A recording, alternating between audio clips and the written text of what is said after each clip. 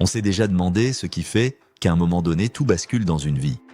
Vous savez, ce moment précis, presque invisible, où une décision est prise et où tout change pour toujours.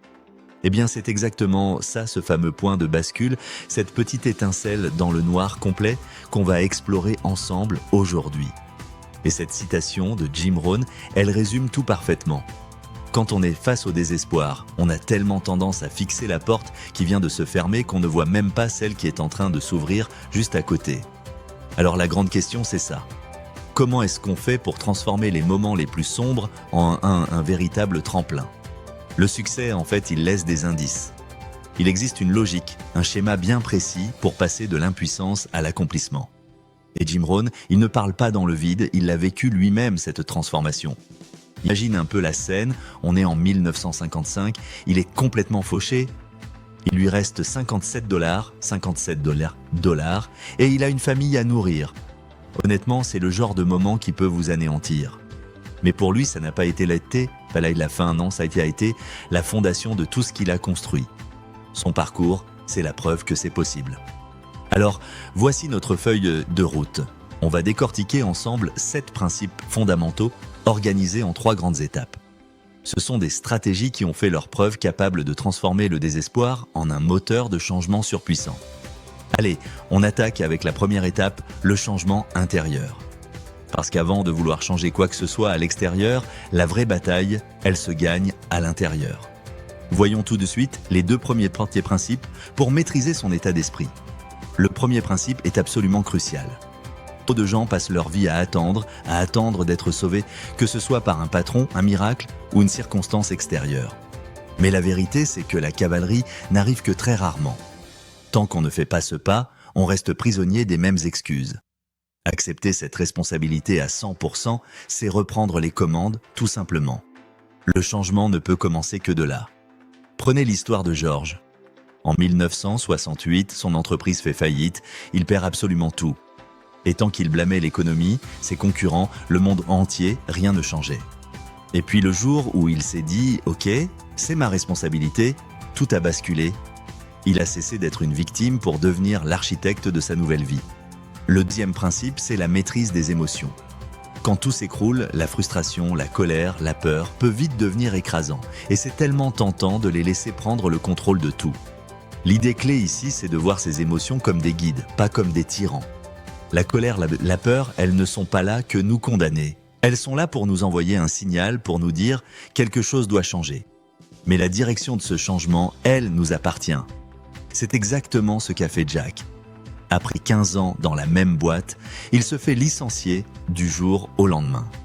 La colère aurait pu le consumer. Mais au lieu de ça, il a utilisé toute cette énergie comme un carburant.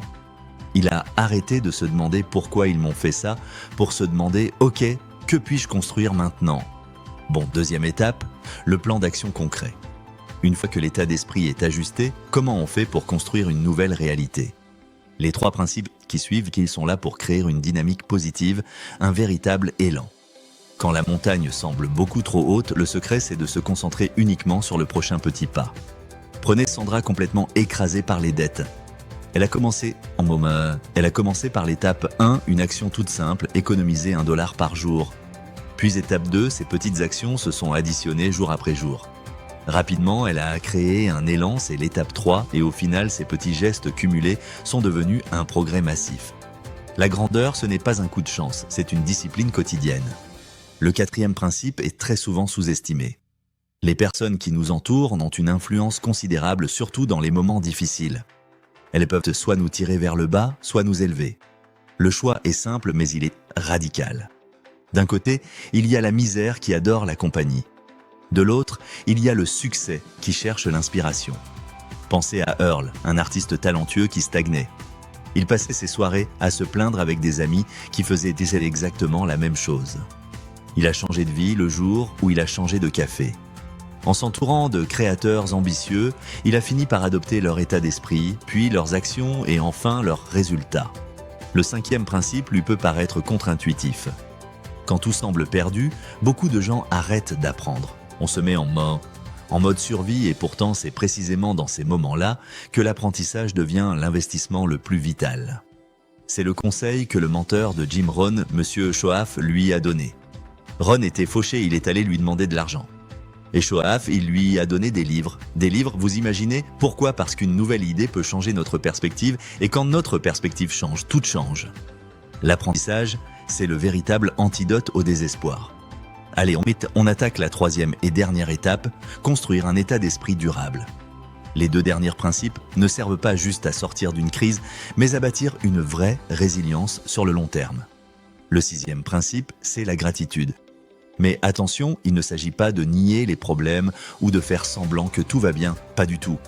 C'est un acte de résistance, c'est le fait de chercher activement ce qui est encore bon pour se rappeler que même dans la nuit la plus noire, la lumière n'a jamais totalement disparu. Le conseil est d'une simplicité désarmante. Ce 3, il représente les 3 choses pour lesquelles on peut être reconnaissant à écrire chaque matin. Paul, qui traversait un divorce très difficile, a commencé cette pratique. Au début, c'était juste un café chaud. Puis peu à peu, cette simple routine a changé son regard, puis son énergie et enfin ses actions. La gratitude déplace l'attention de ce qui manque vers ce qui est possible. Et enfin, le 7e principe, avoir foi dans le processus. La vie, c'est comme les saisons. Il y a le temps des semailles et celui de la récolte. Mais entre les deux, il y a l'hiver où rien ne semble bouger en surface. C'est là que beaucoup de gens abandonnent. Il faut se rappeler que c'est sous la neige que la graine prépare le printemps. Il faut faire confiance au processus même quand on ne voit rien.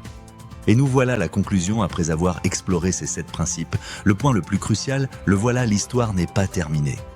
Ces principes, ce n'est pas de la magie, ce sont des outils, la responsabilité, la maîtrise des émotions, les petites actions, les bonnes fréquentations, l'apprentissage, la gratitude et la foi, ce sont les outils pour écrire la suite. L'espoir, ce n'est pas quelque chose qu'on trouve par hasard, c'est quelque chose qu'on crée. Et c'est souvent lorsque tout semble perdu que notre vraie force attend d'être découverte. Le pouvoir de changer une vie n'a jamais été à l'extérieur, il a toujours été à l'intérieur. Le meilleur chapitre n'a pas encore été écrit. La question qui reste, c'est donc que va-t-il continuer